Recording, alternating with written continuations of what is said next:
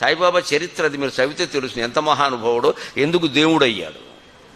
6 ఏళ్లకే భిక్షాటనకి వెళ్ళేవాడు, మళ్ళీ 7వ ఇంటికి 8వ ఇంటికి వెళ్ళేవాడు కాదు, కేవలం 6-7 ఏళ్ళు. అది సన్యాసికి నిబంధన, అది మన సంప్రదాయాలు. ఊరికి రోజంతా భిక్షాటన మొదలు పెడితే వీడు కంపెనీ పెడతాడు ఇక్కడ సాయంత్రానికి, ఈ మిగిలిన ఫుడ్ అమ్మేస్తూ ఉంటాడు. 6 ఇళ్ళు 7వ ఇళ్ళుతో ఆపేయాలి, సప్తా అంటారు లెక్క.